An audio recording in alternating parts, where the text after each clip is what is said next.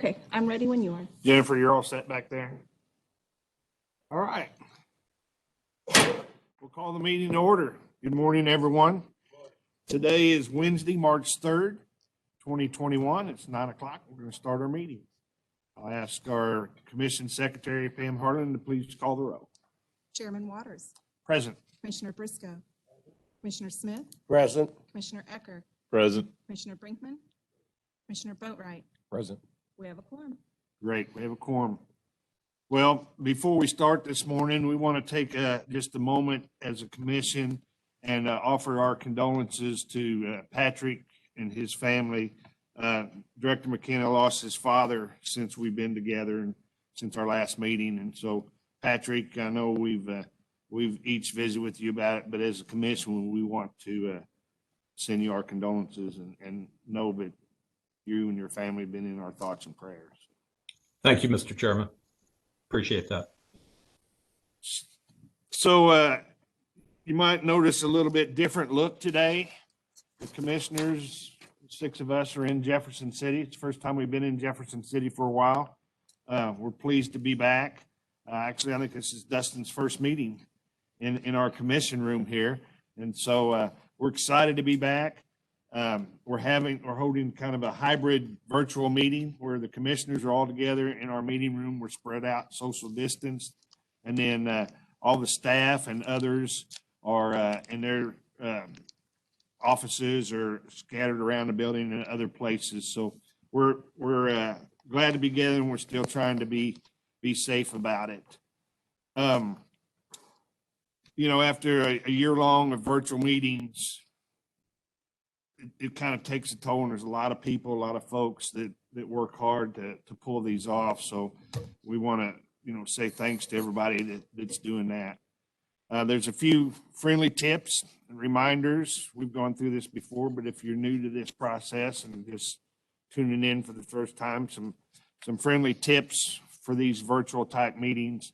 Number one, if you mute your microphone when you're not speaking, we encourage you to use the stage view under the layout option so you can see the presentation and the different presenters.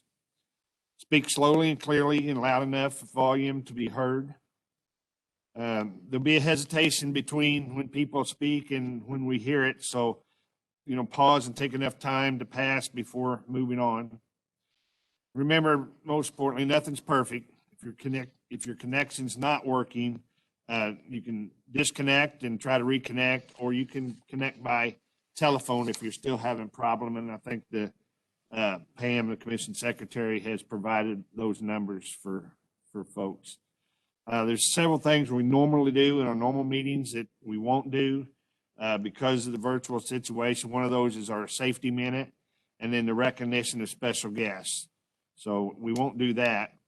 We do want to remind people that there is opportunity for public comments. The commission likes to offer every Missourian the opportunity to come and provide comments. To do that, we ask that you sign up 24 hours in advance with the commission secretary. And remember, those making comments will have 5 minutes for public comments or 10 minutes per subject. And we'll do that at the end of the meeting.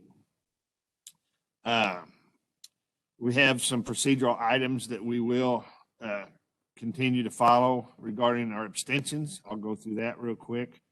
Because a commissioner may have land ownership or business interests, or lawyers may represent clients, or maybe some other relationship to a matter coming before the commission, there's a potential or actual conflict of interest to be considered or voted upon.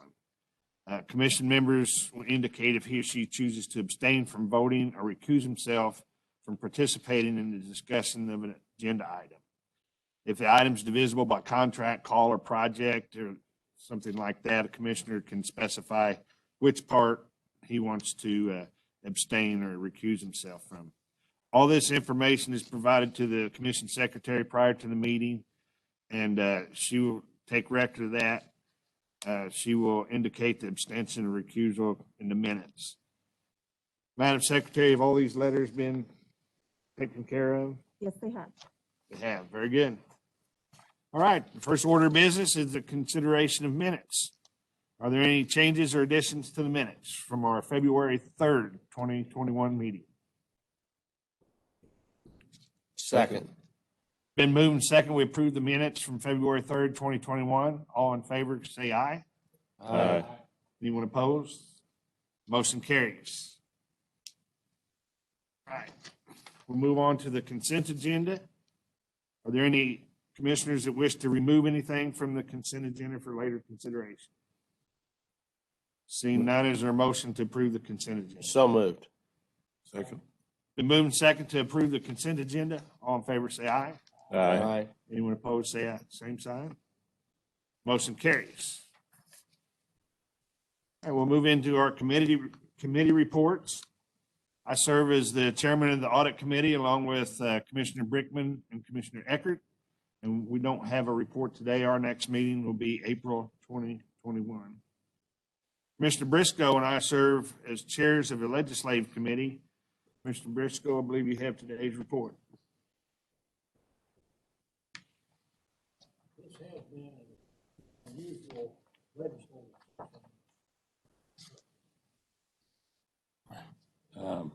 legislative session with the health threat of COVID and most recently the inclement weather. Things have been a little bit chaotic.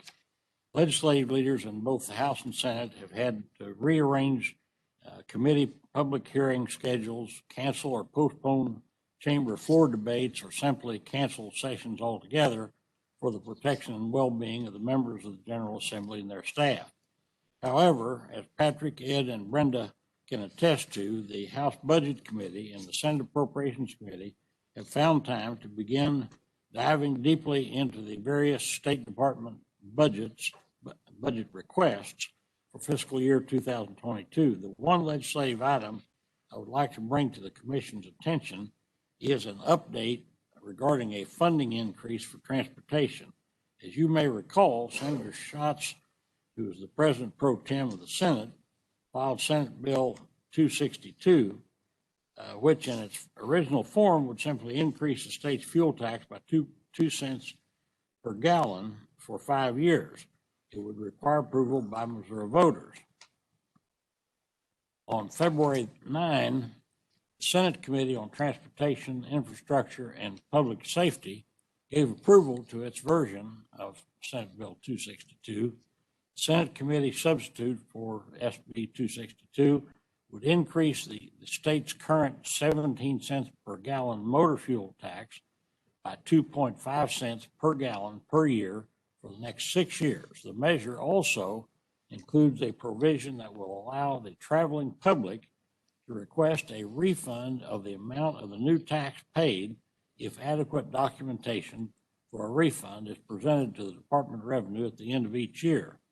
And this proposal would not require a vote by Missouri voters.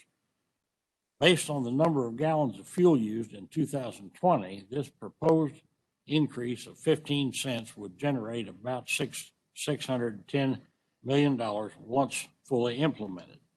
The additional 5 cents added to the original proposed 10-cent fuel tax increase would pay for expected refunds that are believed to occur if persons request a refund for the amount of the new taxes paid. The new fiscal impact should be about $407 million in new revenues annually for much needed road and bridge improvements. On the other end of the Capitol, Representative Becky Ruth, chair of the House Transportation Committee, filed House Bill 1044. This bill would increase the state's fuel tax by 2 cents per year for 5 years, beginning on January 1, 2022. Then, beginning on January 1, 2023, any person is eligible to have the portion of the increased amount refunded by filing a claim with the Department of Revenue. This proposal would not require a vote by Missouri voters. House Bill 1044 would result in about a 10-cent increase, or about $407 million in new revenues. Any refunds would come out of this amount of new funding generated from House Bill 1044. Budget hawks in the Capitol have already crunched the numbers to project refund amounts. Similar legislation implemented in the state of South Carolina points to a refund rate of 25 to 30% of the total amount of total amount of new funds generated from either Senate Bill 262 or House Bill 1044.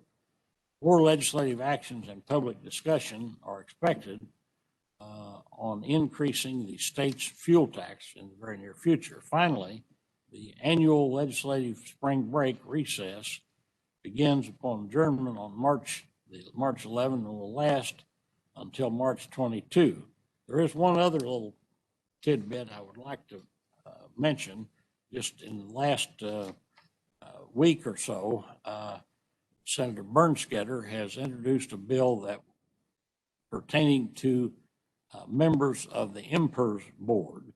And the provision that is interesting in that legislation says the terms of the active employee members serving on the board on August 28, 2022 shall continue until June 30th, 2024. All terms of the active employee members shall be for 4 years after June 30, 2024. So that's quite a little bit different than the way that board situation is at this point. Mr. Chairman, that concludes my report. Thank you, John. There's a lot going on across the street, isn't there? Yeah, no kidding. All right, thanks for that report. Yes, sir. Commissioner Smith is the president of the MTFC. I'm a board member along with Commissioner Eckert. Greg, do you have a report?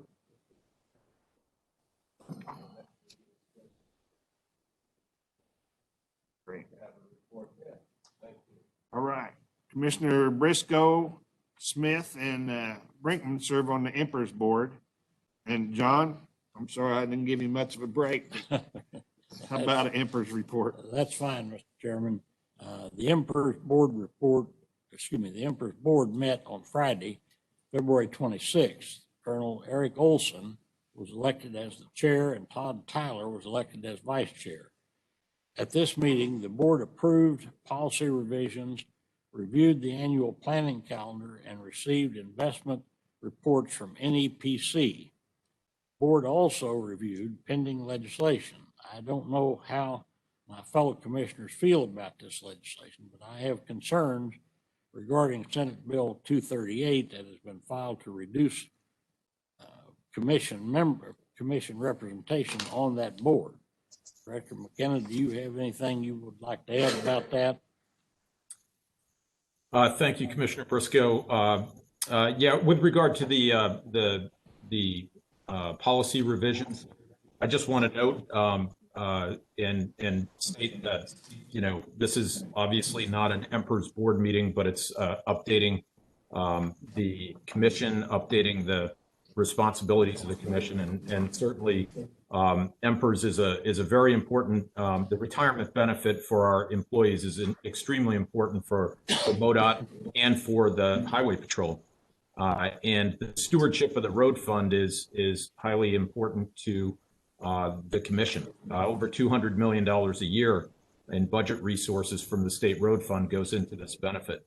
I will note that the update that you gave suggesting an update to an approved policy revisions, that is correct. I do want to note that I voted against those policy revisions because in my opinion, this is an organization that suffers a bit from a little bit of concern about transparency. And I believe a couple of these provisions move further away from transparency, and that's a move in the wrong direction. I also think it's some of the revisions themselves impede individual members' attempt to perform their own fiduciary duties. Fiduciary duty is not a collective duty; it's an individual responsibility, as set in the law and good standards. And I think that while I am in vast minority in my opinion here, I think it's important to offer it, and that's why I voted against those. I just think our employees should understand that. I also have concerns about the legislation that you suggested in your legislative report. I think that that members should have the opportunity to vote on extensions of terms of other board members rather than by legislative fiat. And I'm also concerned about the possibility of removing commission members from that body because of the fact that the Missouri Highway and Transportation Commission is the primary steward of the state road fund by the state constitution. Not having that voice on the board would leave a huge gap in overseeing over $200 million a year that goes into that fund from state road users who do that because, and they provide that benefit because it helps us maintain the roads and perform our essential duties. So that's all I have to say. You know, I know that there are differences of opinion on these things, but you know, I think people ought to know what those differences are. So thank you very much for the opportunity to speak on that. Thank you. Great. Yeah, that's something that both current and retired employees should pay close attention to, because retirement funds are important to all those folks. So, okay. Our first next item of business is a leadership coin recognition.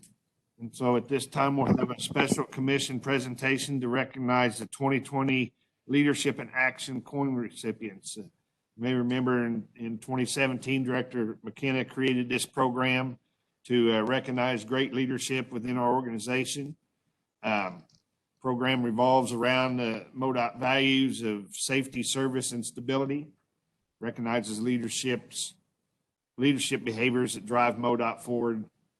And, you know, usually we've had a legacy leadership dinner during our commission meetings to recognize these folks, but because of COVID, we haven't been able to do that. So we haven't even been asking employees to hand out coins, but they did develop a way to do it virtually. And so today we have two honorees that have received at least 3 coins, been recognized at least 3 different times. And our Assistant Chief Engineer, Eric Schrader, is going to take the floor and tell us about these folks. Eric, welcome. Thank you, Mr. Chairman. Commissioners, good morning. Yeah, I'm very honored this morning to be able to talk about recognizing too that to sometime in together and actually physically shake hands and congratulate these individuals. But I want to start off with our first one, David Hagmeyer from our Bridge Division. As you mentioned, David's received 3 coins, and he is a structural project manager. And most recently, I like to think that he engineered the Corps of Engineers into submission on the St. Francis River in Butler County. A very complex project that David worked up some great solutions to be innovative and make sure we had a practical solution that finally met everybody's needs and convinced the Corps that we had some quality engineers here that know what we're doing. David's also been well known for how he works with his team, and he taps into all the expertise we have in the department to really look for great solutions and bring them all together to make sure we get the best project. He's also one of our stellar folks for going above and beyond to help us recruit people, not only working with our interns, but our new recruits and college graduates. He does well helping them explain the benefits of public service, even though our salaries are not very competitive anymore. It helps them understand what the technical work we get to do and how that develops one's engineering skills and the rewarding that it has. So I'm very pleased to introduce you. David Hagmeyer has done a great job for us in the bridge engineering side. As we go through projects, as we will here in a little bit, so for years, you've seen projects that David's signature is on inside the plans. He's been with us about 19 years now and does an outstanding job. So I'm very, very pleased to be able to introduce him to you as one of our bronze recipients. Great. Our second- Congratulations, David. Is Thank David you. with us on virtually, or? I believe so. Let's see if we can give. Yes, I'm here. Thank you for the recognition. Great, there he is. Congratulations.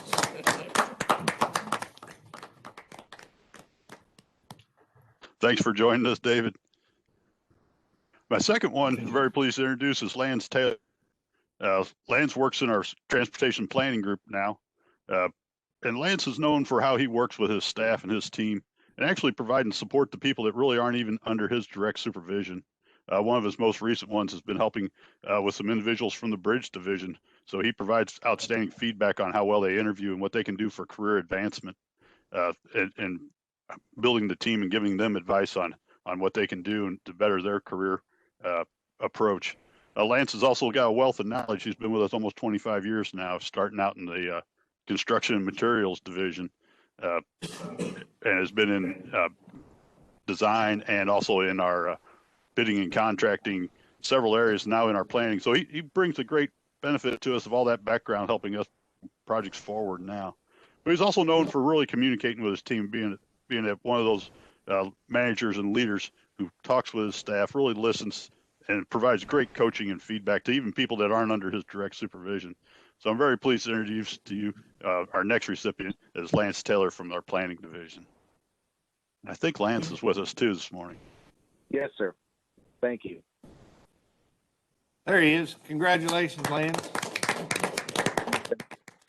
I think Lance is coming to us from Bell, Missouri this morning, is the hometown for Lance. Wow. Yep, that's right. Tiny town. So, commissioners, chairman, very pleased to introduce these two this year. And as I mentioned, we look forward to a time when we can physically get everyone together.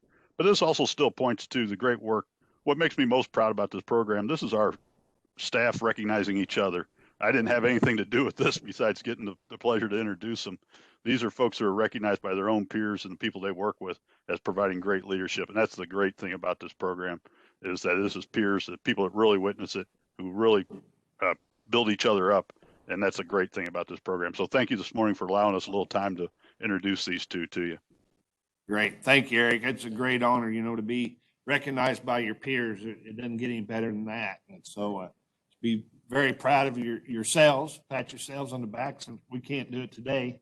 And let's hope that one of these days we can have our legacy dinner again and invite you all to join us for that.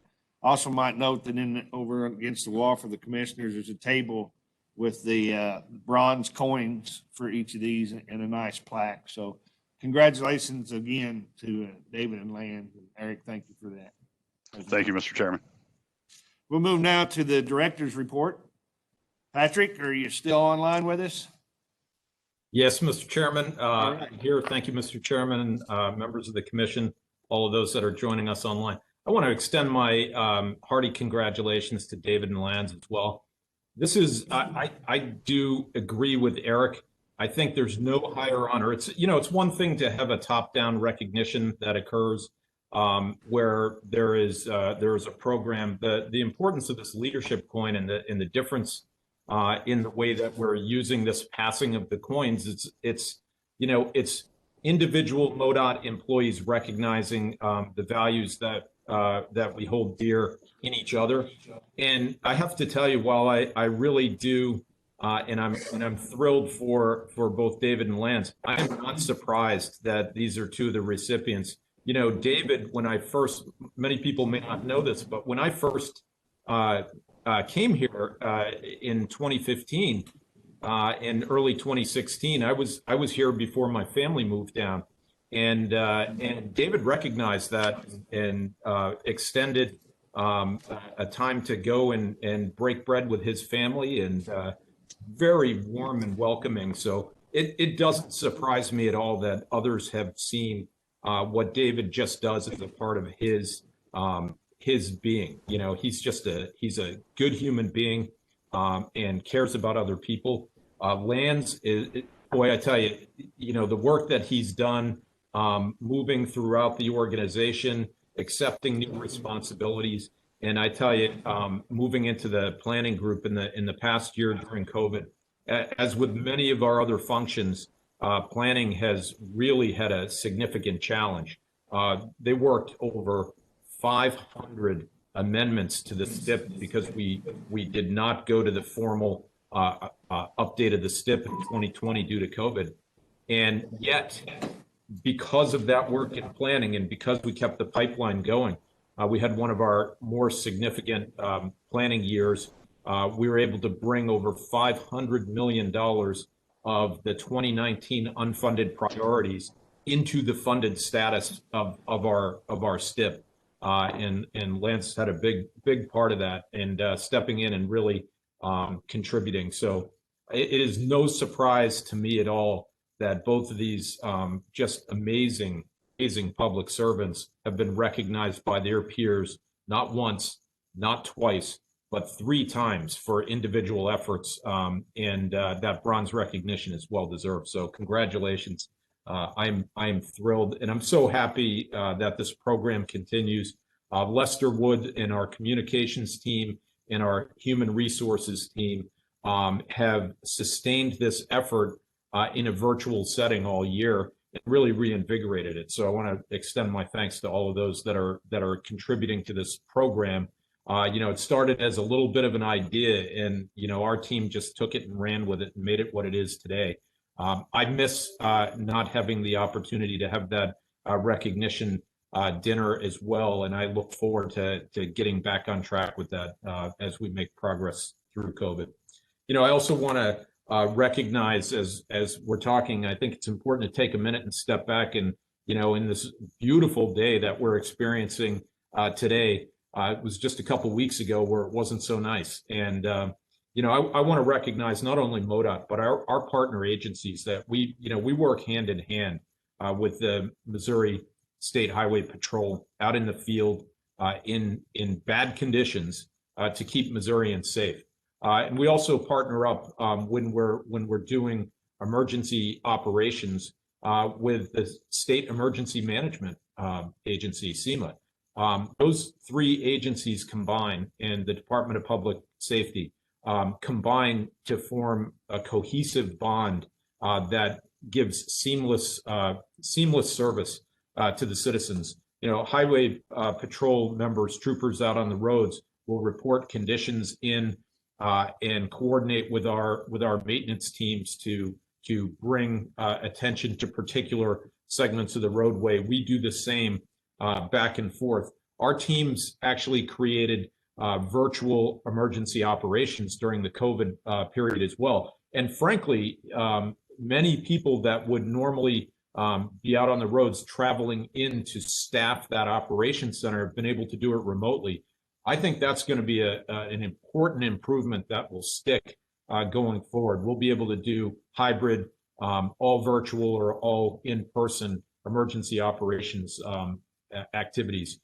Becky Almeroth and her team did a fantastic job to get that rolling this year. It worked very well. I think it helped us coordinate with our partner agencies to provide that service. But I tell you, the sustained effort over many days with weather across the entire state put our teams into action. We had emergency operations centers open for 5 straight days. So 10, 12-hour shift periods. And that was just the peak. During the middle of this, there were tails on both the front end and the back end, and very severe weather, dangerous conditions with weather, and our teams were out there. Bone-chilling temperatures. Our entire team gave a tremendous effort, and it's not just the execution, it's the planning of the work as well. Getting the logistical, getting the equipment ready, getting the materials spread around the state, and coordinating those efforts. Helping out. Districts helped each other out. Fantastic work. That work didn't go unnoticed, and I just think it's important to recognize. And Commissioner Boatwright did. He joined us on several of the emergency operations calls over a couple of those weekends, and reached out, made individual calls to all 43 of our maintenance superintendents, who are really the glue that binds the organization together in these types of operations. And that recognition was well received. And that time spent from Commissioner Boatwright was really impactful, I think, to our team. Commissioner Smith sent an email out to our entire operations team recognizing their efforts, and we got great comments from the entire commission. We received great feedback from the public and the press. I think there was a recognition that these were extraordinary conditions. And I might also offer that we were doing that 400 people short of being able to provide a full complement of people out there. So those that were with us really stepped up and did the job. I think the public was also appreciative, and we got lots of great comments. And while we certainly hope the worst of winter weather is behind us, we never say that publicly for fear of another big, whopper of a storm that surprises us. But we know there's a little bit more weather to come, but hopefully the bulk of it is behind us. We did put together a little bit of the snippets of the recognition that we received publicly, and if we could, Jen, if we could roll that video, please, that'd be great.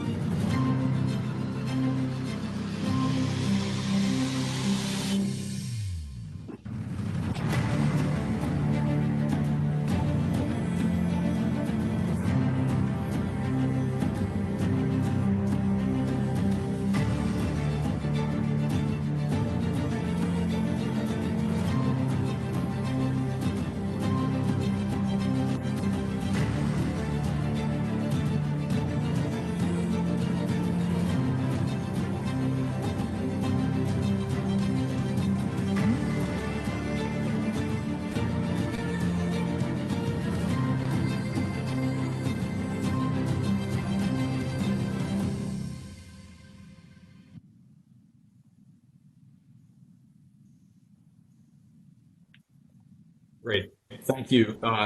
That's a small snippet, and our communications team does a nice job of gathering that information and making it available.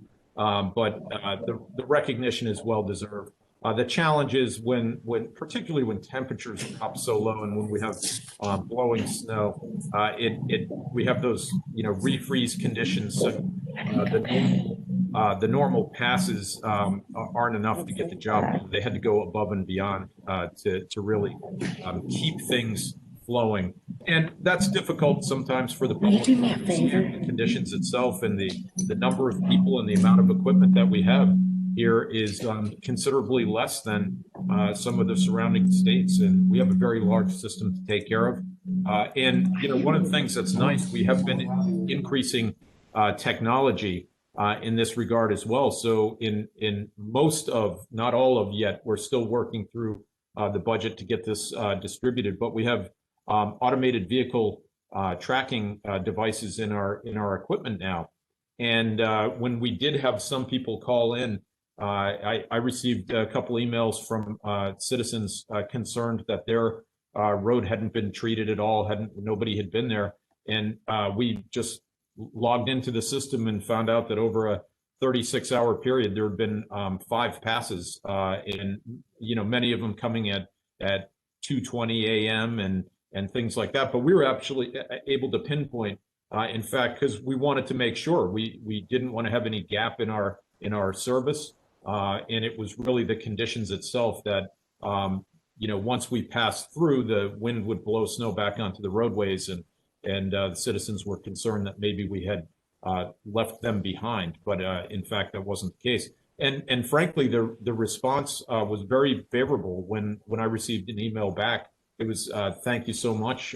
We didn't realize that had been the case, but it's nice to use that technology to show the level of service that we are providing. So we just continue to, our operations team just continues to innovate and make the most with the resources we have. But it really comes down to it's the people here at Modot that got the job done. So I'm so pleased with the effort and the overcoming the obstacles and the can-do attitude of our entire team. It's really a pleasure to be around. We also have 2 employees from the Southwest District that are also with us remotely today, who have earned another very it's an unusual recognition for meritorious safety. That Meritorious Safety Award, we have we have Justin Moffett and Hunter Duckett with us. They were part of a 3-person crew chipping brush on a rural route. They were following in a pickup behind the chipper that was being towed by a dump truck driven by Manuel Morris. There we go. Hey, Hunter. And after finishing one assignment and moving to a new location, Manuel got out of the dump truck and placed a 20-foot tree limb with branches into the chipper. As the chipper started pulling the limb, it rolled. It caught on his shoestrings and pulled his feet out from underneath him. As the limb continued to feed into the chipper, Manuel's hammer loop on his pants got snagged in the branches, and he was fighting hard to free himself and calling for help. That call for help got the attention of Hunter and Justin, who started running and got to the chipper in time to shut it down while freeing Manuel. There was only about a 4 to 6 inch gap there before Manuel might have been pulled into the grinding drum of the chipper. Quick actions prevented Manuel from suffering very serious injuries, and he walked away with some scrapes and bruises. This is just an example of the work that we do, the difficulty of the work, the potential danger of it, but also to recognize the quick action of our own team, looking out for each other. Hunter and Justin, those are acts of heroism, and I just want to recognize, and I'd like the commission to join me in recognizing both of you remotely for these acts of heroism. Thank you so much. Thank you. Thank you. Great. Keep up the great work, guys. I tell you, that is some quick thinking and some quick action. It's one thing to witness something. It's another thing to jump in and keep it from getting worse. And you're to be commended for those actions. We'll get you as you can see on the screen, we've got plaques commemorating your acts of heroism, and thank you so much. You're the best of what we have here at Modot, and we really appreciate that. You guys take care. Thank you, sir. Thank you. Okay. Great job, Justin, Hunter. Man, that's what you call teamwork, Director McKenna. That's teamwork. Those guys were right on it. So It sure is. thank you, guys. It sure is. It's it's a constant reminder why safety is right at the top of our values and in our mission statement. It's vitally important. It's vitally important that we continue to resource our teams so that they have the equipment and the technology to help them constantly improve the safety out on the roadways. So again, my hat's off. Amazing people here at Modot. Recently, and I know you're aware that last month we had the annual statewide planning partners meeting, and that planning partners meeting is an important annual event. Made even more so this year. That planning partners meeting, we asked a lot of the planning partners. We have a pretty robust program after the financial forecasting that we brought in to do the actions to bring the local components of our of the system needs forward in an orderly fashion with local control, with local feedback and input.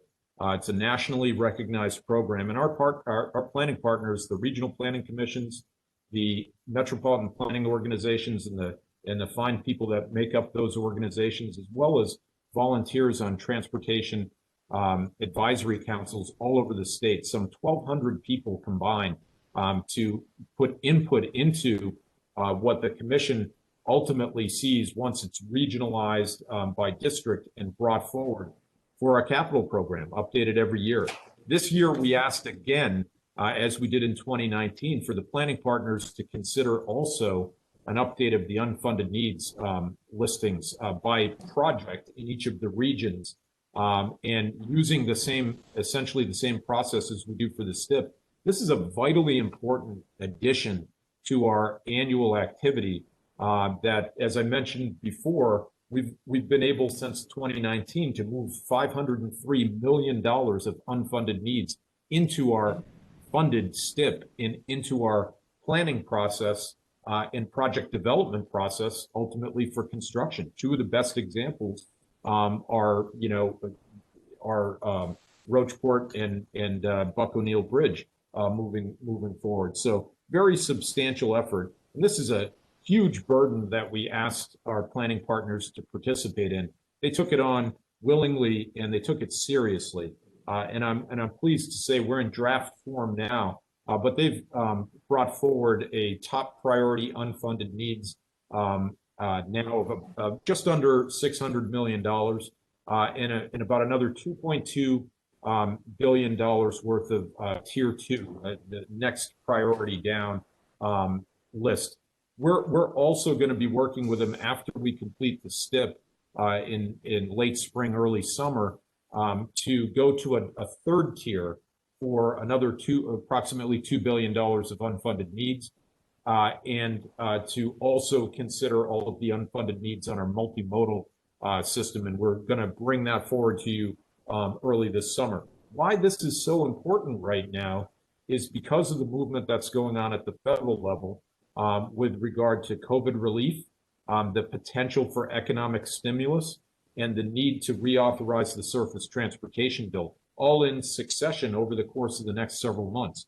This couldn't be more timely, and it couldn't be more important as policymakers at the federal and the state level, as well as the commission, considers the potential for additional resources that could be maybe a generational opportunity to make some progress, not just to hold the system together, which is what we've been trying desperately to do with limited resources against rising fuel economy and increasing inflationary cost of construction, but to make progress against some of these long-held needs for economic development and safety improvements and improvements in our primary, secondary, and low-volume systems. These are vitally important things, but using that planning process and working with our partners is vitally important. So I am so appreciative of the work that's being done by those 1,200 volunteers all over the state, because that's how we really move things forward without, just parochial or vested interests determining the project priorities, but really truly a ground up regional construct of progress and need. So I'm so pleased, and we will, I would say, in the next several weeks have that for maybe even as early as next week, have finalized that document to be able to share publicly for people to look at in your consideration on the commission. We also, since this past summer, our multimodal team and a consultant have been working to develop the state's next freight and rail plan. Vitally important. This is a federal requirement. It's freight movement in this state couldn't be more important. And our geographic location puts us at the hub, center of the country. And this freight and rail plan helps us secure federal resources toward improvements in this area. In the past week, the team hosted virtual industry forums with representatives from agriculture, freight carriers, warehousing and distribution, and shippers and manufacturers. So we're trying to get as much feedback as we can across the entire economic spectrum here in the state. And the plan should be completed this fall, making good progress there. 3 weeks ago, Modot and its engineering partners were recognized by the American Council of Engineering Companies in Missouri for quality engineering achievements. The top honor, the Grand Conceptor Award, went to HNTB of Kansas City for the design of the Champ Clark Bridge. Several of you were with us not only at the groundbreaking, but the opening of that bridge. And we know how vital that is that we got that replaced, noting that had we not been able to do that and the bridge closed for safety conditions, there would have been a 77-mile detour for the residents of Louisiana, Missouri. So really great project, and congratulations to HNTB. Fantastic to have such a talented team here, based right here in Missouri and Kansas City. A grand award went to the I-435 South Loop Link project in Kansas City. The design build team was Rodmacher Brothers Excavating and Wilson and Company Engineers. Honor awards went to Trans Systems for the I-35 Route 152 interchange in Liberty, HR Green for their Route 109 improvements in Wildwood in the St. Louis district, and HNTB again for the US Route 24 bridge over Delaware Street in Independence. The 435 South Loop Link project also recently won an award from the Missouri, Kansas chapter of the American Concrete Paving Association for Best Concrete Overlay. 3 other Modot projects were also winners. In the divided highways urban category, Emery Sapp and Sons won for the I-435 I-70 interchange in Kansas City. Emery Sapp also won on the roller compacted concrete category for an I-55 outer road project in Scott County. And in the general aviation airports category, Ideker won for a runway reconstruction project at the Chillicothe Municipal Airport.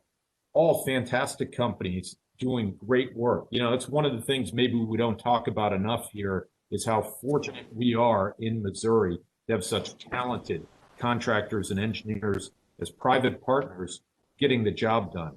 You know, they also worked through challenging conditions this past year with COVID to have the highest production construction output in well over 10 years here in Missouri. They did a fantastic job and they deserve our thanks and great credit for quality work getting these things done.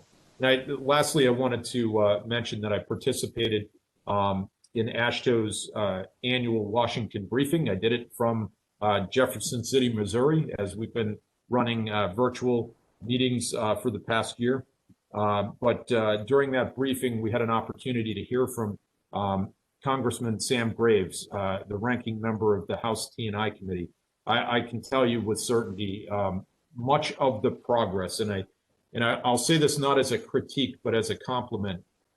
Most of the progress that we've been able to make collectively, this commission, Modot, and the work for our contractors to get to this level of capital has been because of our federal partners. The passage of the FAST Act on a long-term basis that Congressman Graves really was one of the primary movers of that bill in Congress, and the resources that provided have provided the lion's share of why we're getting the job done. I would like to say that we're getting the job done in bringing resources to bear at the state level. That just simply hasn't been the case. I'm certainly very appreciative of both Representative and Chair of the House Transportation Committee, Becky Ruth, for her really innovative thoughts in bringing forward the South Carolina model for a gas tax with a refund provision, and also for Senator Schatz in the Senate and Justin Brown to be bringing that forward in the Senate Transportation Committee. Those are very important steps forward, but we've got to get that done to help partner with the federal government to get more done.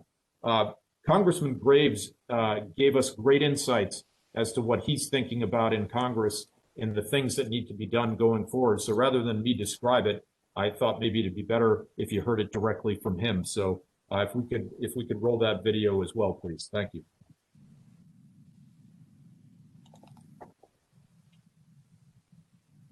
Thank you very much, Mr. Sheehan, for that introduction. I appreciate it.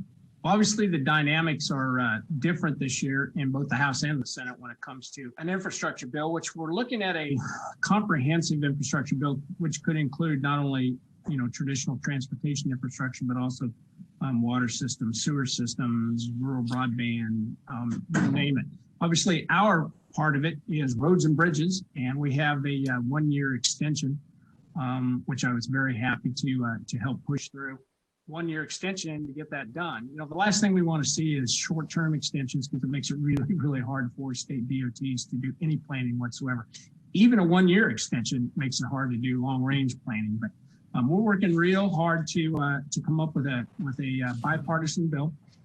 working with Peter to try to craft something in the House of Representatives. And we have found that partnership is much, much better when it comes to getting a good bill than partisanship. And what we had last year was a good example of that, something that didn't go anywhere.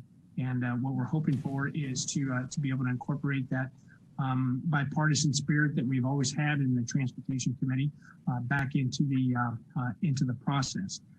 So we're going to be introducing our basic, things that we want to see in a bill, our objectives, making sure that we take care of rural infrastructure, giving states more flexibility when it comes to, projects and determining how we do it, making it more efficient in terms of, continuing to pare down some of the red tape and the regulations that you have to jump through to get projects done. Those are just a few of the items we're looking at. We have a whole laundry list as we did in the bill we sponsored last year. And we hope, again, that we're going to be able to do something on a bipartisan scale. And I think if leadership, if Speaker Pelosi will allow the committee to do its work, then we will have just that. If she takes over the process from her office, then it's going to make it harder. But I know Peter and I would both like to see the committee be able to do its work as we have always done in the past. And we've got a lot of issues to tackle, one of those being, a long-term fix when it comes to the Highway Trust Fund and figuring out how we make sure that it's solvent for many years to come, and also making sure that the folks that aren't paying for the use of the road, that use alternative fuels, are paying their share when it comes to those roads and bridges. So that's something that we definitely have to take a look at. I mentioned in the beginning that the House and the Senate have the dynamics are different, much narrower margins. We are seeing that in the House with a 5-vote split on the floor, and then obviously in the Senate, it's 50-50. So, again, the best way to get something done that both chambers and both sides can support is that working together in bipartisanship. So, that's kind of it in a nutshell. We've got a lot of work to do in other areas as well. We have a Coast Guard bill to pass. We have a WRDA bill, the Water Resources Act to reauthorize again. So we're going to be busy, not just on roads and bridges and surface transportation reauthorization, but other things as well. I might say real quick before I turn it over for questions. It looks like the timeline, we're going to start putting some language together. I'm going to say later this spring. So it's coming right along, and we hope to get something done earlier rather than later, and hopefully it'll be a 5-year extension. Congressman, thank you so much for that. I'd like to offer up to everybody watching, that comment that you made about partnership versus partisanship. I think there's a strong history of that in the House T&I committee.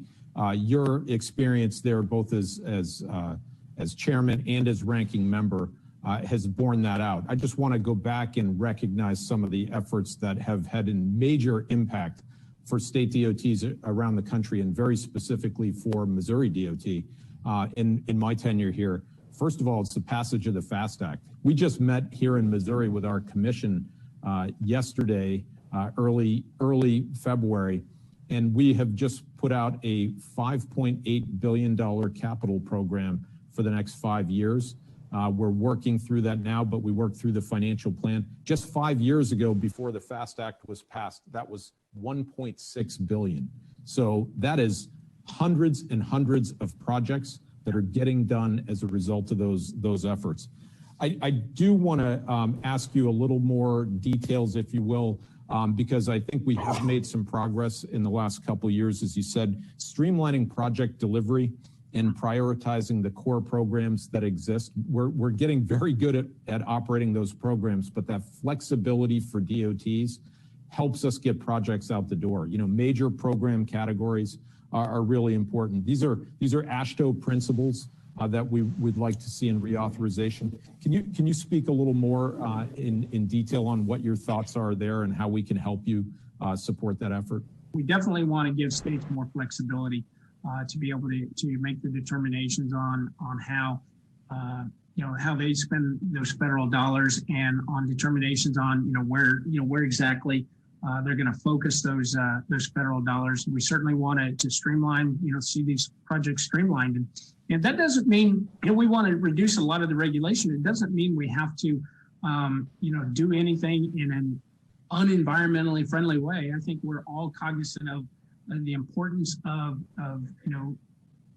rebuilding roads and bridges or building roads and bridges and doing it in an environmentally friendly way. But we can also use a little bit of common sense when it comes to studying these projects to death or studying them to the point where the cost continues to rise and go up and up and up. And then it ends up costing, maybe a third again as much or half again as much to ultimately complete that project. And all that does is hurt DOTs in the future. You've done a lot of thought and have done a lot of research and have been promoting things like vehicle miles traveled technologies. And I've heard you talk about the thought that you think that this is something that could be implemented sooner rather than later. Many people look at that and think, well, that's 10 or 15 or 20 years out.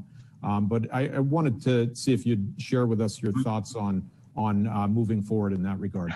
It can be done right now with the technology that we have. So first of all, when it comes to alternative fuels, which are paying nothing for the use of the roads, things like CNG or propane or electric or whatever the case may be, we can implement. Electric's a little different, but the alternative fuels that other alternative fuels, we can just implement the vehicle miles traveled whenever they do their fill-ups. Electricity, we're probably going to have to do something at registration.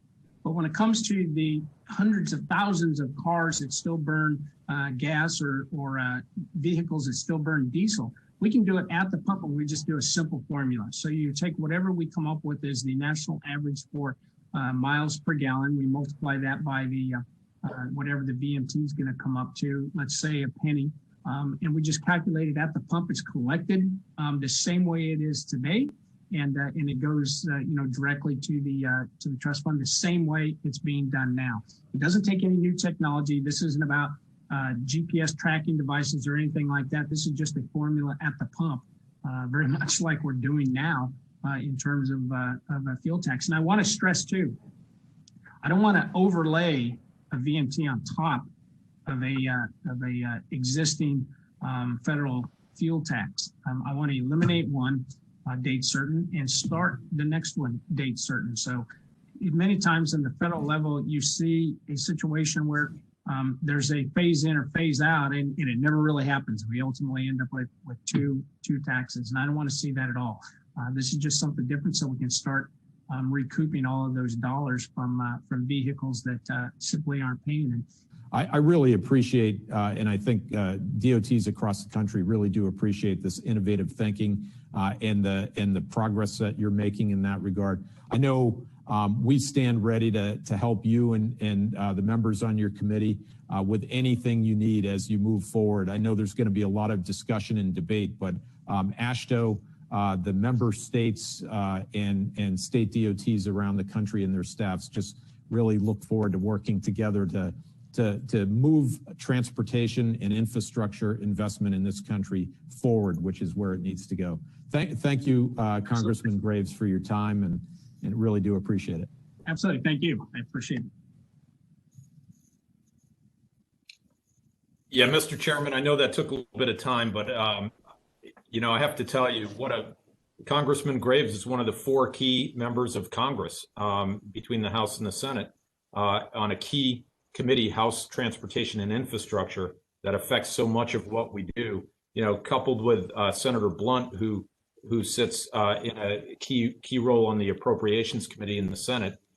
We are very fortunate to have that insight and to have that real, it's that common sense approach to policy for transportation and for infrastructure. And I just thought it would be nice. That was part of the AASHTO Washington briefing and interviews with each of those 4 key members, the ranking member and chairman of House T&I and the Senate Environment and Public Works Committee. So just thought I'd share that with you. And with that concludes my report. Thank you, Mr. Chairman. Great. Very, very good, Patrick. Appreciate that. The video, I really enjoyed that. Any comments or questions for Patrick? Yeah, Mr. Chairman. Patrick, great report.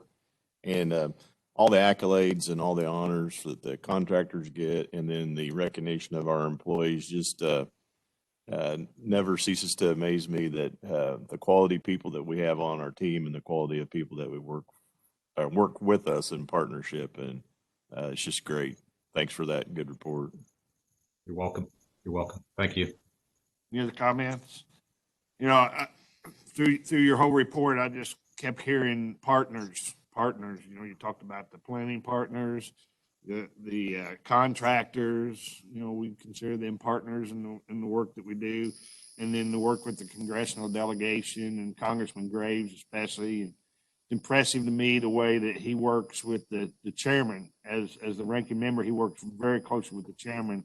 I've had an opportunity to work with him on river issues, which is the same committee, and they're doing a great job, and I appreciate that video, Patrick.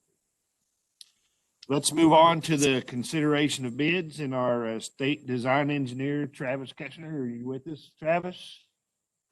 Yeah, good morning. Good morning. Chairman Waters, Commission, Director McKenna. For the February 19th, 2021 bid opening, Modot received 113 bids on 29 calls. We recommend the following to you today, and that is to award all the calls to the lowest responsive bidders, except for calls D01 and D02 located in the Central District, and calls G05 and G06 located in the Southwest District. We recommend rejection of calls D01, D02, G05, and G06 due to excessive bids. That is per section 102.15 of the Missouri Standard Specifications. Those are our recommendations to you today. Are there any questions or comments for Travis? If not, is there a motion to approve the bids except for D01, D02, G05, and G06, which we would reject? So moved. Second. It's been moved and seconded that we accept the recommendation and approve the bids and reject the others. All in favor, say aye. Aye. Anybody opposed, the same sign? Motion carries. Thank you, Travis. Do you have a budget report for us this morning? Yeah, just real quick. The districts and the Bridge Division doing a great job delivering the Focus on Bridge program. To date, we have awarded 156 bridges for $174 million, which is around $580,000 over budget. So we're doing pretty good on that Focus on Bridge program. For the year, we are at $678 million for all projects for the fiscal year, which is around $60 million under budget. And coming up in March, we have 33 projects for $33 million, and we have a pretty good size April and May bid opening with several projects coming out as well. So great, $60 million under budget. So that's good to hear, isn't it? All right. Any other comments for Travis? Travis, thank you. Thank you. Appreciate it. Have a great day. Okay, we're going to move into our I'll call it digging into Modot a little bit, where we've started this process of looking at the different divisions within Modot. Today, we're going to talk about the general services and the multimodal. We're going to start with general services, and our general services director, Ben Reeser, is with us. Good morning, Ben.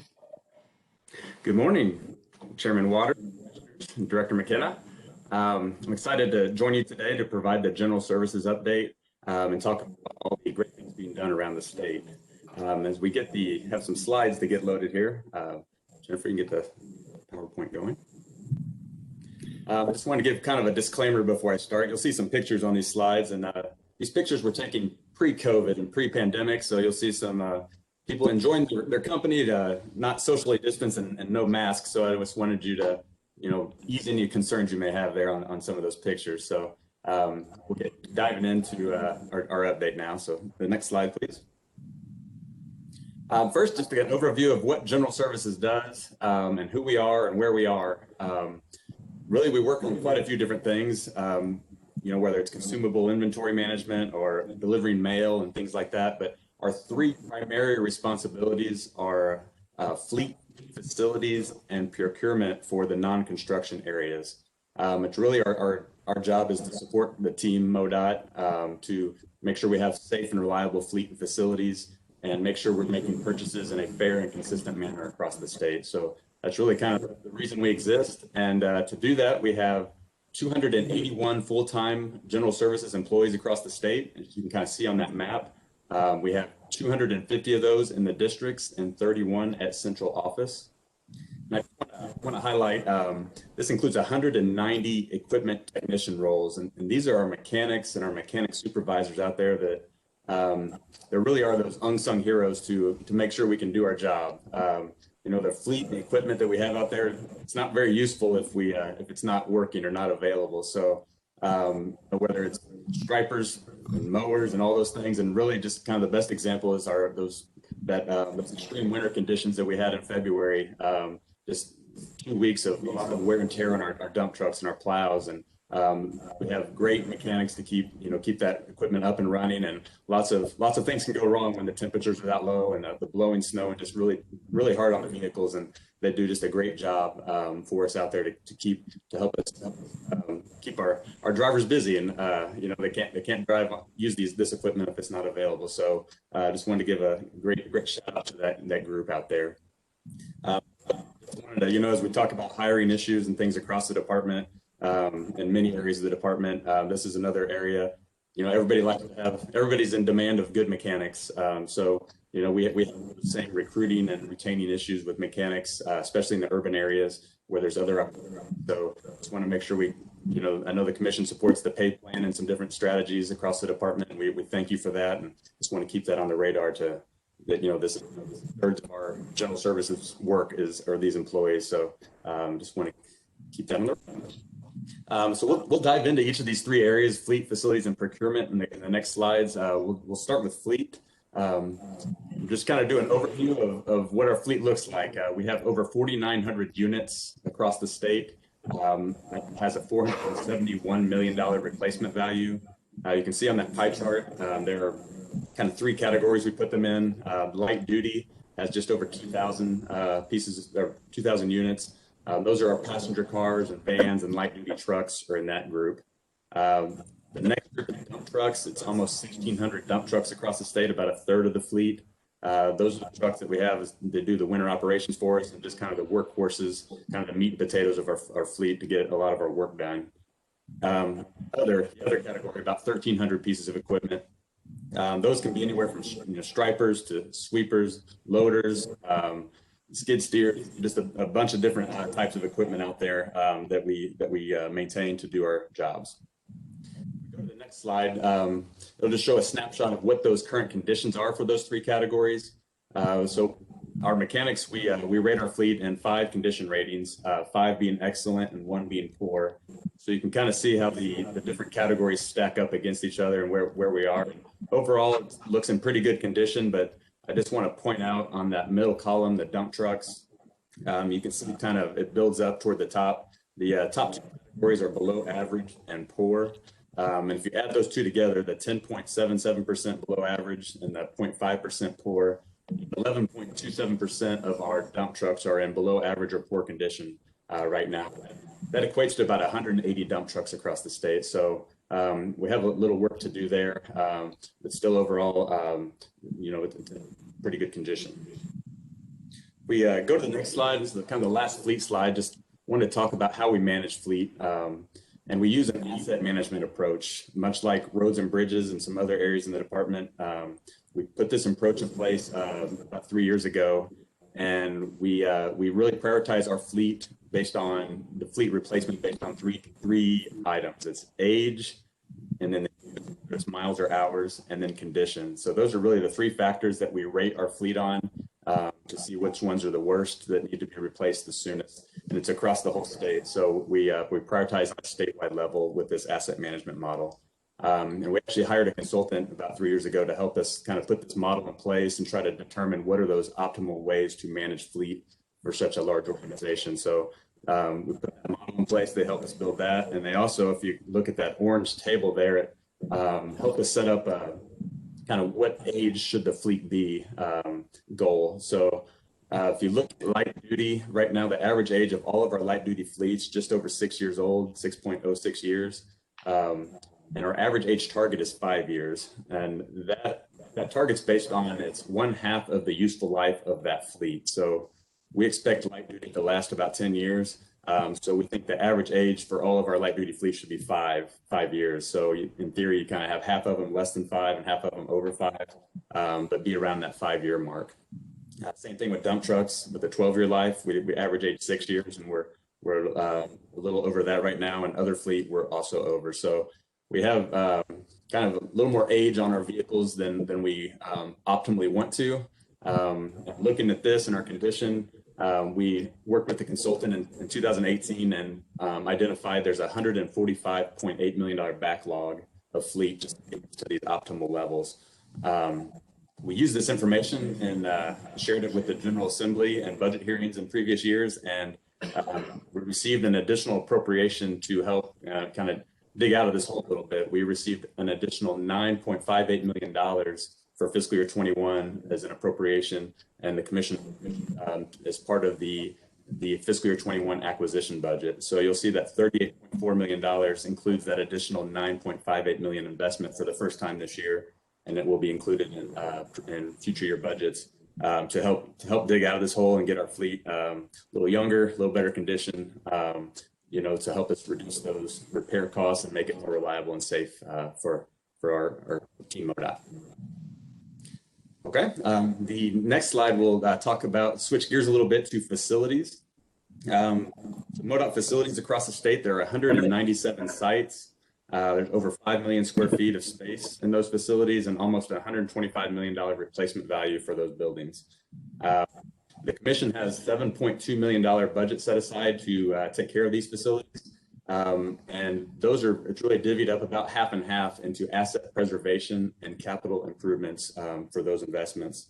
Asset preservation, much like all the asset management that we talk about for roads and bridges and fleet, that is to repair or replace existing facility systems, be it a roof or HVAC or flooring, water heaters, and all those different things that come up. They're in bad condition or past their useful life. That's the asset preservation program. Currently, inspections on all of our facility systems, there's a $16.1 million backlog for those systems. The other side is capital improvements, and that half of the budget's really to improve functional needs in our maintenance sheds. So there's when we consolidated some facilities a few years ago, we got some overcrowding in some of our maintenance sheds. So we really have focused on making sure we have adequate restrooms, adequate break rooms, cold storage, and mechanic bays. So we've identified all the sites that we needed to do provide additional space for those. We've been working on that plan, but there's still 29 sites left, which is $13.9 million backlog for that. As this slide shows the Modot facilities across the state, you can see that we have good coverage across the state. There's at least one maintenance facility in each county to provide that local service. Some counties have more than that, just based on traffic in different areas. But I just wanted to give you kind of a picture view of where all these facilities are located across the state. On the next slide is, it's not just Modot facilities that we take care of where we kind of house our own team. We have facilities that provide services to the traveling public. So these are the welcome centers, the rest areas, and truck parking facilities that are located along the interstates there. And we have we actually contracted kind of the day-to-day maintenance of these facilities out to, and that contract is $6.6 million a year. And as some of you may be familiar, that they work with the shelter workshops around the state to provide some services for that contract. All right, that is facilities. The next slide will talk about our third area, and last area is procurement. So this is procurement for all the non-construction stuff happening at Modot. So Travis, I know, talks to you each month, and you guys make the construction side of the house awards, and that procurement process is really handled in the design division. So Just Services works on all the non-construction, the materials, services, equipment, facility projects, all that other stuff, and it amounts to $25 to $250 million a year that our procurement staff supports that. I just wanted to give you a snapshot here of this. This is Missouri Buys. This is the state of Missouri's e-procurement system. So the state of Missouri launched this in 2017, and it's kind of a one-stop shop for vendors to go to if they want to do business with the state. So prior to that, business vendors had to go to each department in some cases to do business. So Modot would have its own procurement processes, and its Office of Administration would have their own. This is a nice where a business can be registered and notified at any bidding opportunity happening with the state of Missouri. So it's very good for our business community to have a one-stop shop. It makes it easy. It also is good for state agencies such as us. We can have cooperative contracts with other state agencies that have similar needs. So if the Office of Administration has a contract in place, we don't have to put our own together. We can use theirs, and likewise they can use ours, or we can go together to get better pricing on a larger scale. So it's been a little bit of a work in progress, as any new system is, but that is the system we use for the majority of our contracting. One thing is, with any new system has some of its things we need to work on. An area that's we're working with the Office of Administration on is getting better reporting for our minority, women, and disadvantaged business enterprises. Those outreach efforts, we're trying to get better reports to make sure we're having good efforts to make sure that those firms are aware of these available bidding opportunities, so we can increase that exposure for them to have those opportunities. So a little bit of work to do there, but all in all, it's been a good system that helps. I think it's good for the Missouri businesses. Next slide just kind of shows you a kind of how much activities kind of in Missouri buys we had for the last 12-month period we grabbed, and Modot administered 272 solicitations kind of in that 12-month period. And just an order of magnitude on that pie chart, the Office of Administration, which does a lot of procurement on behalf of all state agencies, did 524, which obviously about half. And then Modot's second at 272, which is more than all the other state agencies combined. So we really, take the tax dollars we're given and those user fees we're talking about, really can reinvest into businesses so they have opportunities to provide services and products to us. As I mentioned, at least 225 to 250 million a year is kind of what we put to play here. And as planning hat, kind of looking at a 5-year statewide transportation improvement program, over 5 years, that's over $1 billion that we inject into the business community to help, as we talk about in the other areas, partnering with the business community to provide those services and products to us. So really, really cool to be part of that, and good for the economy. So with that, that's really the general services update, and I'll be glad to answer any questions you might have. Thank you, Ben. Any questions, comments for Ben? Yeah, Mr. Chairman, Ben, that was a great presentation. It's amazing you're running a $250 million company. It's a big company within a large enterprise, and you're doing a great job. We appreciate you taking care of all that equipment. And as somebody who's been in the business for 50 years, I would tell you, I said this the first day I came on the commission, is that our equipment looks good. And it's always clean. It's not the newest. You can go buy a street broom, and it's an old street broom, but they're taking care of that equipment. And I think that shows the pride of the people that we have working here, taking care of that equipment. When you go down the road and you see these nice yellow trucks, they got 200,000 miles on them. Can you imagine what they're taking a beating on, going down those roads, hitting that snow? But anyhow, great job keeping the system together there. Nice presentation. Thank you. It's great. Good. Great comments, Bob. Anybody else? Yeah. I just had a quick question, Ben. You said you're short 180 dump trucks. What's the value of that? And short, they're kind of in that below average and poor condition. So some of the poor ones aren't on the road, but some of them are still available. But a dump truck's 50,000, give or take. If it's a single or tandem, there's a little pricing difference. But I have my calculator here times 180. Get your order of magnitude. 27 million.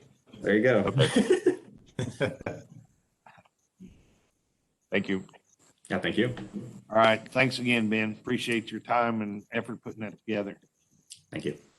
We're going to move now to our Director of Multimodal Operations, Michelle Crancher. Good morning, Michelle. Good morning, Mr. Chairman, Commissioners, Director McKenna. It's my pleasure to share an overview of multimodal operations with you today. So, do we have slides, Jen? Thank you. Missouri is a state rich in natural resources and infrastructure with a robust multimodal transportation system.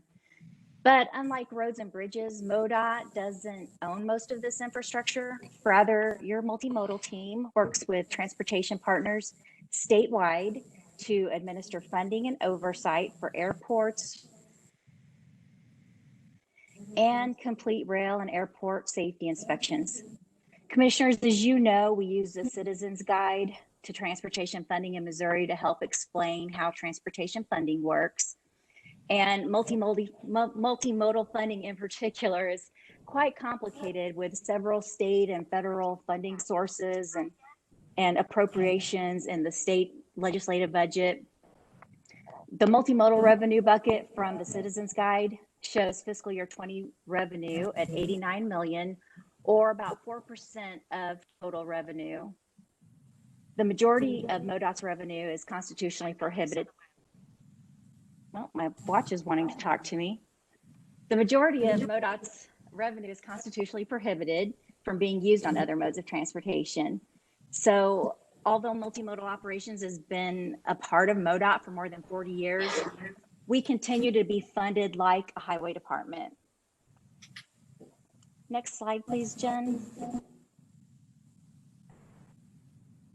One of 10 Federal Aviation Administration block grant states, meaning we administer funds to 68 of Missouri's 75 federal airports.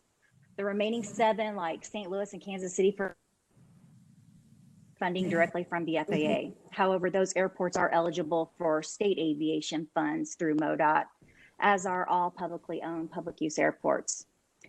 As you can imagine, the pandemic has impacted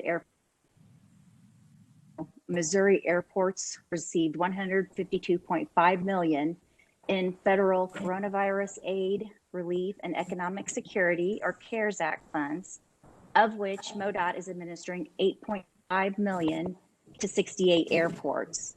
This, along with 81 active projects estimated at more than 100, a heavy lift for our aviation team, especially with just 2 project managers. Coupled with the asset management approach, helps keep airfield pavement at 90% good condition. And this is really important for local general aviation airports and attracting and retaining businesses to their communities. Sometimes the airport is the first impression business leaders have of a community, and it must be capable of accommodating their needs. The state airport system is an economic engine for Missouri, supporting over 100,000 an annual economic impact of 11.1 billion, which is 4.3% of the state's gross product. Next slide, please.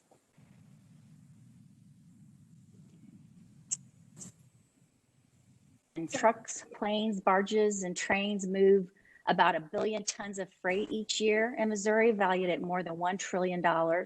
And Missouri's inland river system, our geographic location, and transport, that's a competitive advantage. You know, geographically, we're at the heart of America with an extensive network of interstate highways. Missouri is the 4th largest rail state in tonnage, with the country's 2nd and 3rd largest, St. Louis, respectively. And St. Louis is the 3rd largest U.S. inland port. And our airports have available capacity for increased freight cargo. So to make the most out of this opportunity, we're working to consolidate and update our state freight and state rail plans, as Director McKenna mentioned in his report.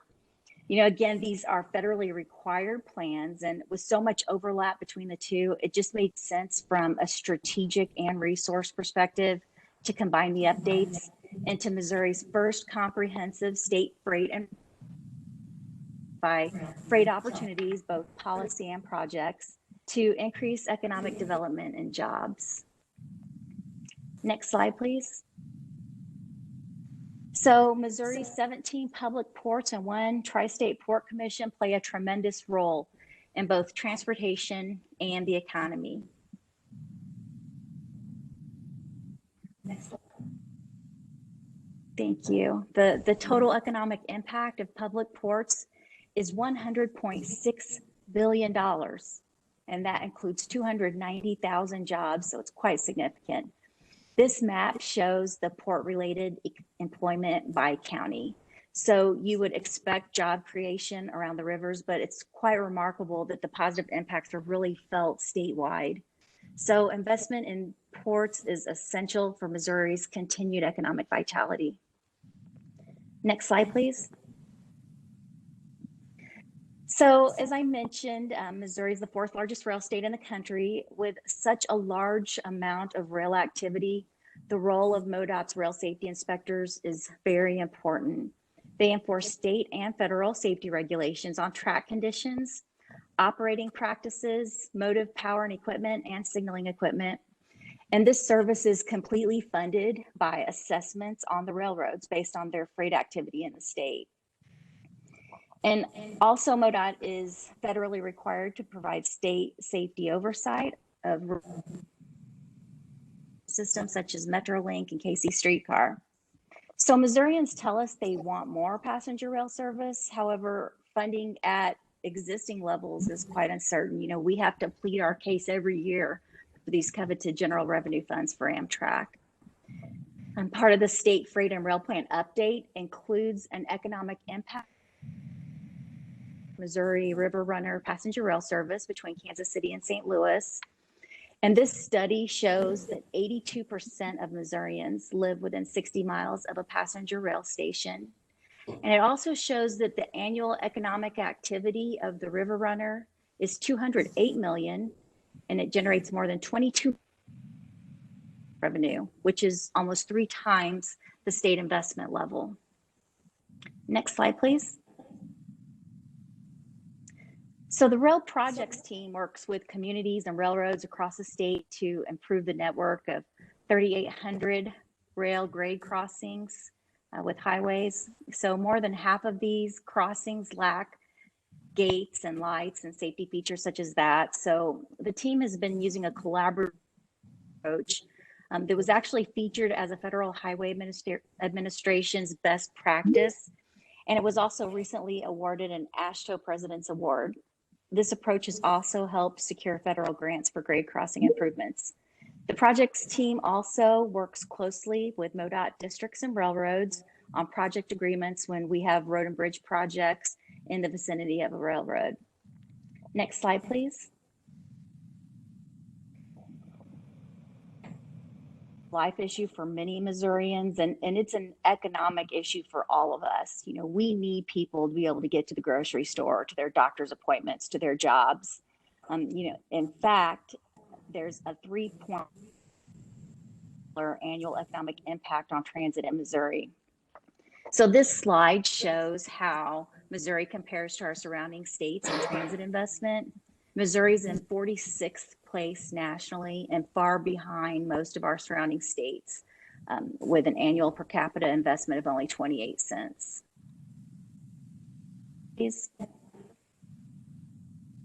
So the pandemic has also impacted transit. He's received $256.2 million in CARES Act funds, of which MoDOT is administering $67.8 million. And I'm very proud of the MoDOT transit team for delivering the nation's first CARES Act grant. They were even honored with the 2020 Missouri Public Transit Champion Award for this accomplishment. And I'm also very proud that every county in Missouri has some form of transit. And Missouri is home to the 2 largest rural transit providers in the country, SMTS and OATS, the country's largest rural transit provider. I'm proudly celebrating 50 years in business this year. Next slide, please. So it's a tremendous honor to share with you the faces behind the results. You know, this is a very small team, but they are mighty and their accomplishments are plenty. They've done a phenomenal job securing federal discretionary grants. They've been tapped for national leadership roles in AASHTO and comparable organizations. They've been recognized with national and regional awards. You heard one from Director McKenna today at Chillicothe Airport. They deliver projects on time and under budget. They respond to rail incidents around the clock, and they plow snow. They're one team working tirelessly to deliver safety, service, and stability. And it's just my privilege to serve alongside this dedicated team of public servants. But I really want to say a special thank you to the multimodal leadership team, Cheryl, Amy, Joni, Troy, Jenny, and Breeze. Their leadership is remarkable. Their results are outstanding. They're good people. They're great to work with. And I'm incredibly grateful for them. So thank you so much for this opportunity, commissioners. Great. Thank you, Michelle. Any comments or questions? You bet. Yeah, I've got a comment. You know, the multimodal side is as far as the transportation system is concerned, is probably the one that's most out of sight for the everyday citizen in the state of Missouri. But obviously, I mean, you look at the numbers, you look at the impact that it has, not only to our economy, but throughout the rest of the transportation system. I mean, these modes work together, and when you have a team like Modot that is really a total transportation agency that has the staff that cares and ensures that these effectively and efficiently work together, it's really for the benefit of every Missouri citizen. And you guys play in the shadows a lot of times, but really, really appreciate your team and the work that you do on these vitally important multimodal operations. Because when you talk about global economy, this type of work right here is what keeps Missouri competitive in a global economy. So thank you. Thank you, Commissioner Boatman. I really appreciate that. And, you know, just to also say, you know, Commissioner Mickey was such a champion for port investment. And I think he really just changed,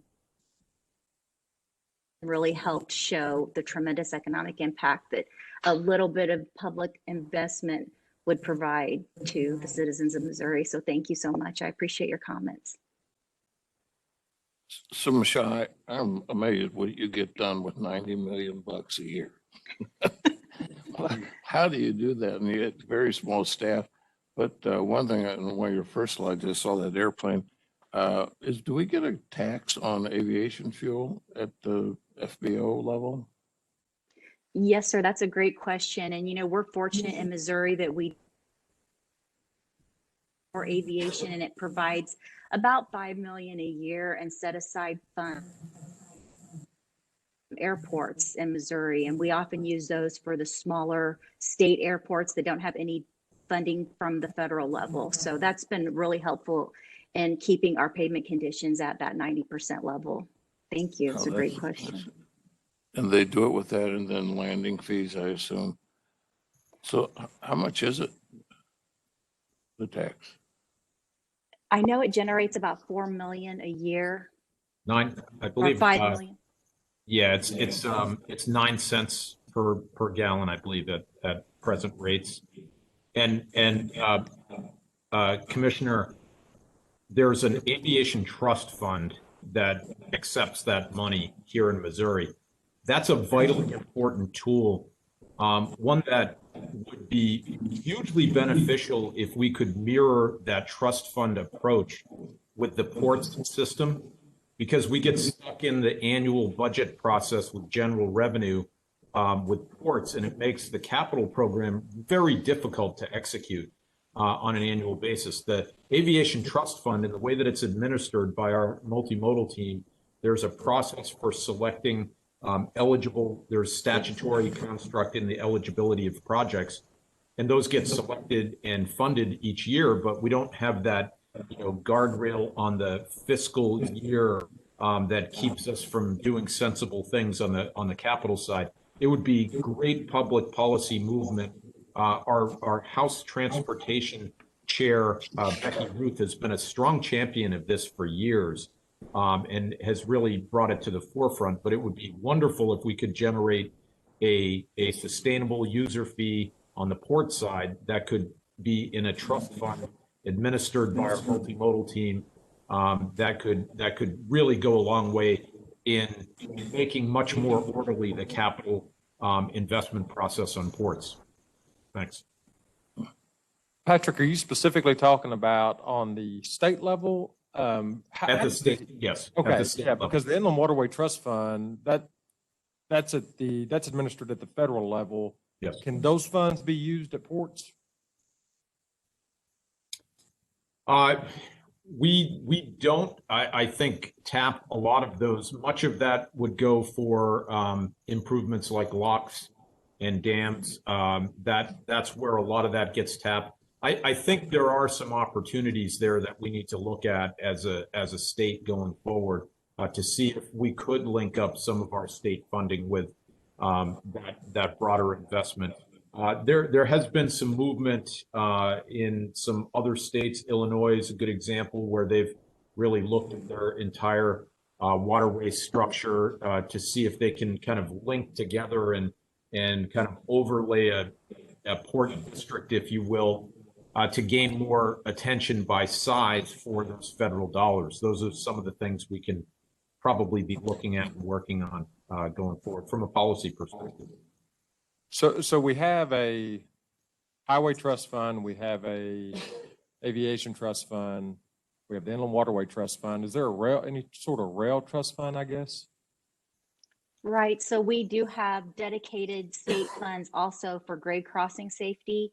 25 cents every time you have a license renewal, you pay into the grade crossing safety account, and that provides some money for those types of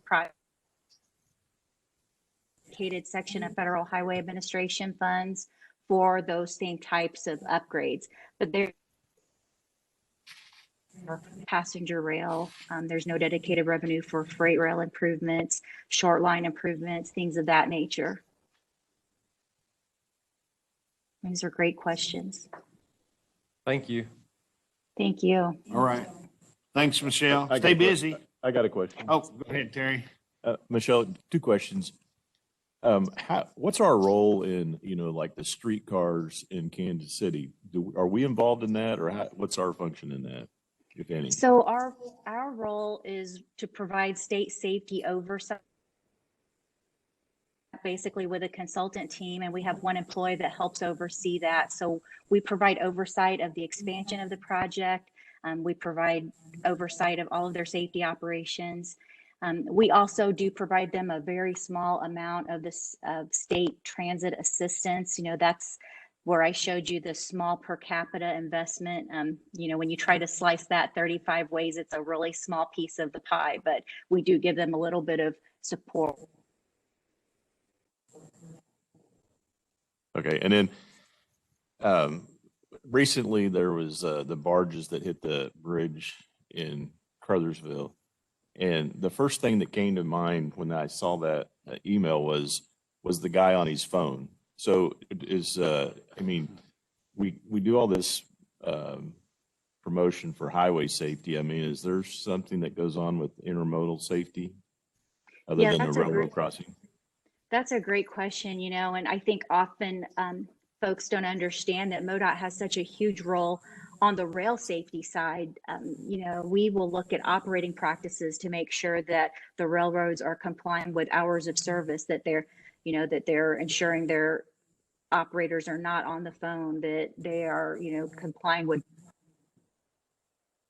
those operating practices in addition to their track conditions and things of that nature. We also do safety inspections at airports. We do not have regulatory oversight of other modes except for railroads and airports, though. Thank you. And the state safety oversight, I should mention, there's some regulatory oversight there too. Thank you for the questions. We're good. Any other comments? Thank you, Michelle. It's good to see you in front of the commission again. It's been a long time, so Yes, we appreciate it's been a you being great here today. opportunity. Thank you so much, Mr. Chairman. You bet. Okay, we're going to move now. It's the 1st of March, and each year this is when we elect the chairman and vice chairman for the commission. In accordance with section 226.030.2 of the revised statutes of Missouri, it says the commission should elect 2 members from opposing political parties who have the most seniority in commission service to serve in the commission leadership. So Commissioner Smith and I are the two most senior commission members from opposing political parties. Commissioner Smith, do you wish to serve as the chair or the vice chair for the coming year? I do not. Do not, okay. And I would like to continue in the leadership role. Since Greg has declined to serve in the leadership role, the next senior position from the opposing party would be Commissioner Briscoe. If you're willing to serve, Commissioner Briscoe. Very good. So at this time, I'll entertain a nomination and second for the position of commission chair. Nominate Tom Waters. Is there a second? I second. All right, it's been moved and seconded. I continue to serve as the chair. All in favor, say aye. Aye. Anybody opposed? All right, thank you. Thank you, gentlemen. I appreciate your confidence. We also need to elect the vice chair. So is there a motion or nomination for the position of commission vice chairman? Mr. Chairman, I'd like to nominate Commissioner Briscoe. Second. Been moved and second to elect Commissioner Briscoe as the vice chair for the coming year. All in favor, say aye. Aye. Anybody opposed? Same sign. The motion carries. So congratulations, John. Thank you, commissioners. All right, let's continue. Also, this time of year, we look at our committee structure, the several committees that the commission members serve on. First one's the Audit Committee. Audit Committee is important to holds anywhere from 2 to 4 meetings a year and helps keep track of the goings on, financial things of Modot. At this time, I've been serving on the Audit Committee. I'm going to step down from there, and I'd like to appoint John Briscoe in my place to serve with Commissioner Brinkman and Commissioner Eckert. So we're gonna make that change. The next change or committee we're gonna look at is IMPERS. And at this time, I'm sorry. Oh, yes. As I step down from the Audit Committee, we need to appoint a chairman for the Audit Committee. And Bob, are you willing to serve as chairman of the Audit Committee? Yes. All right. So I'll appoint Commissioner Brickman to serve as the chairman of the Audit Committee. Okay, we'll move to IMPERS. Right now, Commissioner Smith, Commissioner Brickman, and Commissioner Briscoe serve on IMPERS. Commissioner Briscoe is going to step down, and would like to nominate Commissioner Boatwright to serve on the IMPERS board. Is there a second? Second. Moved and seconded, Commissioner Dustin Boatwright to serve on the IMPERS board. All in favor, say aye. Aye. Anyone opposed? Same sign. The motion carries. Congratulations, Commissioner Boatwright, on your first committee assignment. All right. Okay, I think that's it for our election and our committee assignments. I'm going to move now to our public comment period. Madam Secretary, do we have public comments? I think we have one that I know of. Are there any others? Public comment, Arnie Dinoff, and I believe he's on by telephone. Good. Public comment from Arnie Dinoff. Arnie, are you on the line?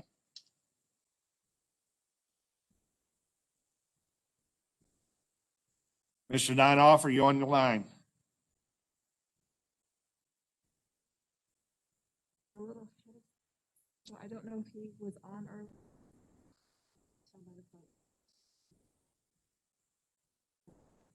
Okay, we had this problem in January, and then he was able to make comments last month.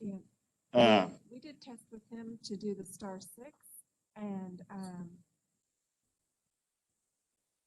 okay, we haven't seen his number in the. He hasn't dialed in he yet. hasn't dialed in yet.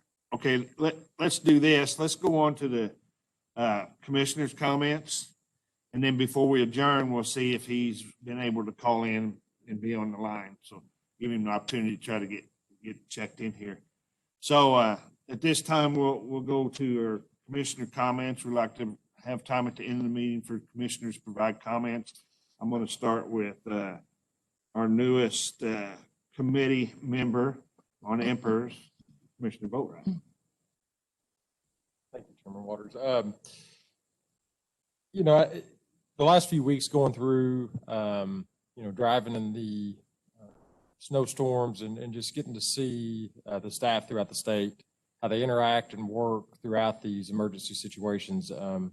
Super proud to be represented by them on the ground, getting this type of work done for the common citizen of Missouri. It's just such great work that goes on. So just want to echo those thanks and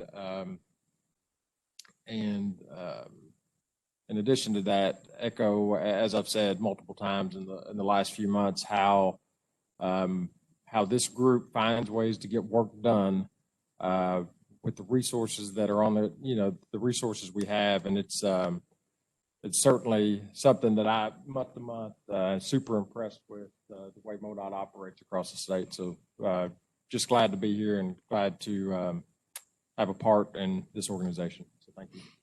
Great. Thank you, Dustin. Commissioner Brickman, floor is yours. Thank you, Mr. Chairman. Comment is that I want to give kudos to Patrick and Brenda and that crew. They have consistently kept us set up for success, even with what your comment was, Commissioner Boatright, that we don't have much money, but we're in a good spot to maybe get some of this COVID and stimulus money, and it's kind of exciting. It's Terry and I have been here 3 years, and it's I saw Terry get excited, so it's it's exciting. Anyhow, so I think we're going to have a good year here, and then kudos to I didn't write their names down, the gentleman on the safety ward. It just goes to show how dangerous this job is. I mean, who would go to work thinking their shoelaces are going to get tied up in a tree, and that we have people watching everybody's back out there, and I always look at those gentlemen and ladies when I pass by those trucks on the road and just say a prayer for them. So with that, I think I'm done. All right. Commissioner Eckert. Thank you, Mr. Chairman. First of all, I just want to say it's great to be back together. I really missed interacting with my fellow commissioners and all the great employees at Modot. So it's great to be back in Jeff City and looking forward to holding our future meetings together. I just want to give my hats off to lots of people. Patrick, for doing a great job and with all your things that you've had going on the past month, and still being a great example and a great leader for this organization. And while you dealt with your father's death, I think that's just phenomenal how you've handled all that. I want to thank Jay for those legislative updates that we get on Friday. I really look forward to reading those and for all the work that him and his team does over at the Capitol. And then congratulations to David and Lance and Hunter and Justin. Those four individuals are just another great example of the great people we have working at Modot that makes us all proud every day. I enjoyed the general services update and the multimodal operations. It's nice to learn more about what goes on behind the scenes and about our organization and get refreshed on it, because tend to forget how many different departments and how many people are actually working behind the scenes to make sure this enterprise is being successful. Kudos to the winter operations. I know hopefully we might not be out of the woods, but I hope we are, and that they did a great job fighting through some of the worst winter conditions we've had for a long time. And just in closing, I mean, it's the disheartening part is seeing that our fatalities are up, and just remind everybody to be safe out there and buckle up and phone down. Thank you, Terry. Commissioner Briscoe.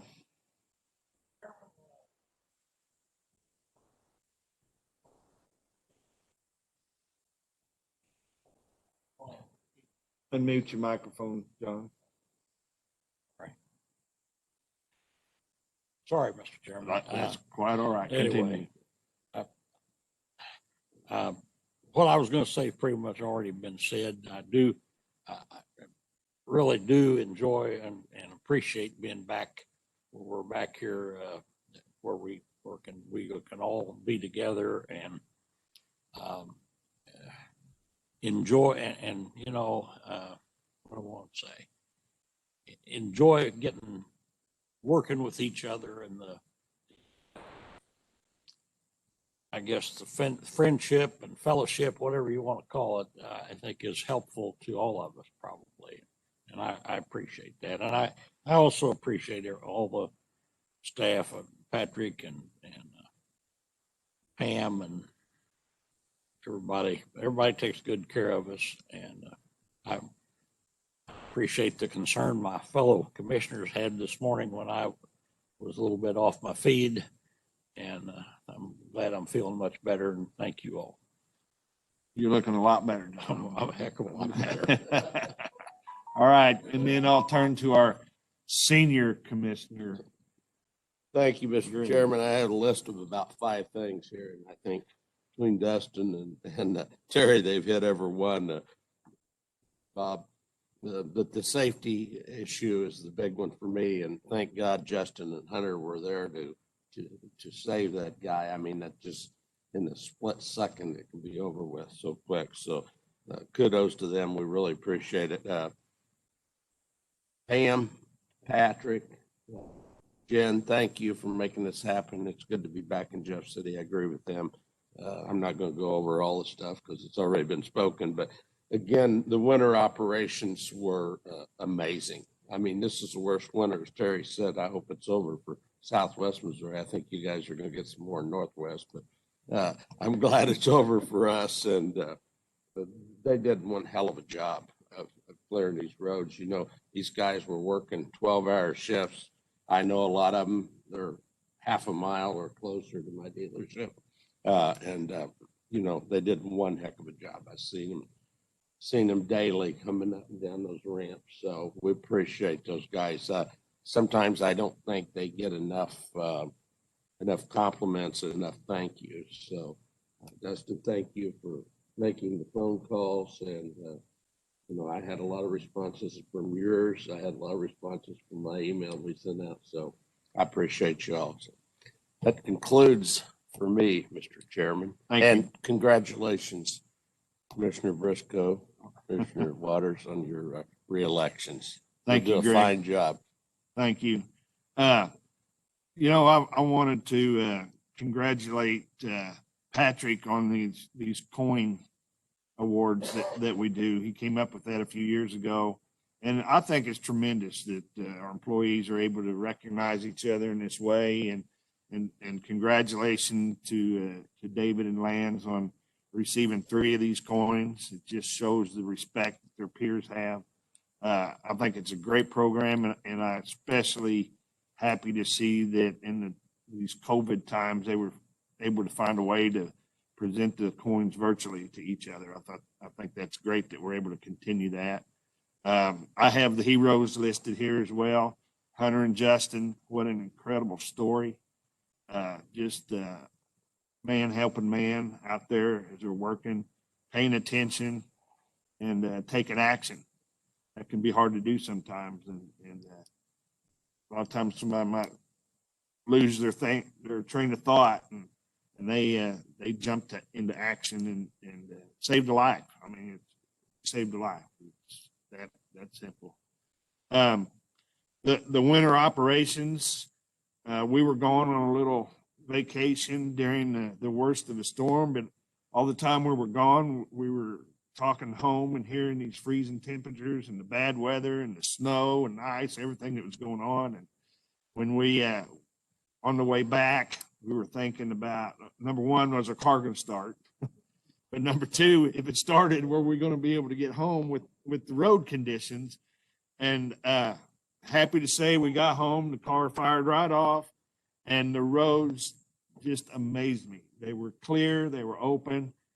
We saw no accidents and that on the way home, and I was just really proud of our crews that were able to keep those roads open and people moving. Finally, thank you to my fellow commissioners for allowing me to sit in this chair and to tap the gavel. I appreciate it. I enjoy working with every one of you, and I too am so happy to be back in Jeff City and working with the fantastic staff we have here that takes care of us. So with that, I want to try once again to go to our public comments. Pam, do you know if Mr. Dinoff has made it on? Can you tell? We can't tell that he's on. Mr. Dinoff, are you on the line? I think you'll hit *6 to come off of mute if you're on the line. Well, I don't hear him now. We've come to the end of the meeting, so we're gonna go on. We'll try to contact him and offer him to visit with us again next month. So with that, before we adjourn, our next meeting will be April 7th. Any other business to come before the commission? Second. Been moving second, we adjourn. All in favor, say aye. Aye. Anybody opposed? Motion carries. Thank you, everyone. Good meeting. Thanks.